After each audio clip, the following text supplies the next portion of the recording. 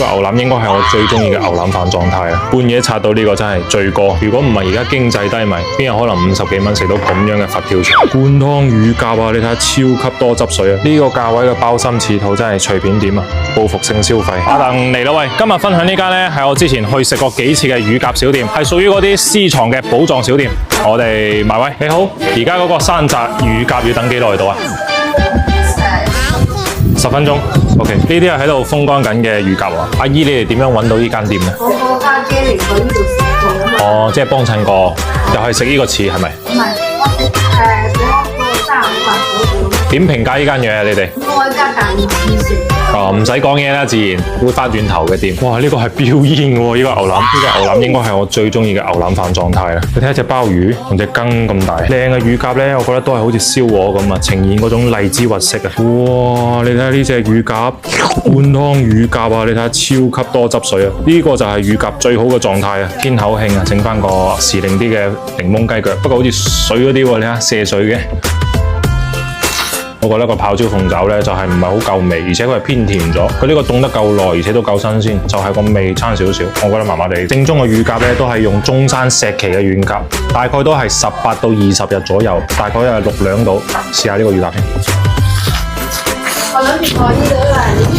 大家食乳鴿最怕咩呢？其實我最怕就係乳鴿嗰啲腥臊味啊！佢嗰個腥臊味呢，比鵝同鴨更加犀利。但係佢呢個呢係食得出係新鮮乳鴿，就冇嗰陣腥臊味，而且佢係落足功夫嘅喎，上脆皮水、吹皮同埋低溫油炸，咁樣先 keep 得到佢嗰個乳鴿皮脆肉嫩嗰個口感。啜下個湯汁先。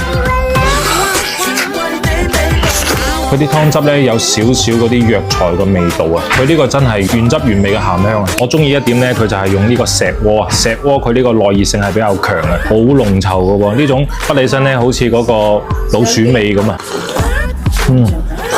哇，好傑啊！佢呢個食落個嘴咧，有少少張住個嘴嘅感覺啊！呢個都係證明佢有咁足料先做得到。佢食到嘅裡面就係嗰啲肉絲啊，同埋嗰啲海貝類嘅嗰種甘香嘅味道。終於有一日都唔係影小食店啊，影呢種平價嘅鮑參翅肚。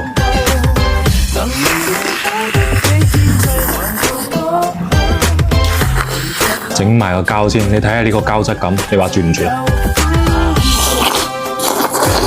呢啲嘢呢，係真係好難唔表現幸福嘅表情。石鍋牛腩飯啊，我最中意攞石鍋嚟裝，因為佢咁樣散熱好慢，而且佢受熱係好均勻，好 keep 得住個溫度。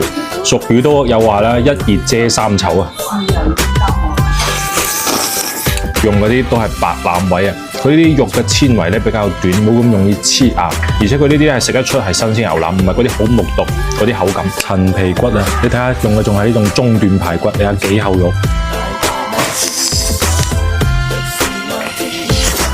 真係好食嘅陳皮骨呢，嗰啲陳皮係要混合陳皮，而且佢校味嗰陣呢就要落陳皮水。佢煮到呢實質就係陳皮味，跟住伴隨有南乳嗰個風味啊。佢個香味係好醇厚嘅呢個，而且佢炸嗰陣呢，如果落太多粉呢，佢會起硬殼嘅，呢種唔會啱啱好。整體嚟講呢，就係一間好平價嘅鮑參翅肚店。就算係打工人呢，1個禮拜嚟1、2次都唔會肉赤嗰種水平。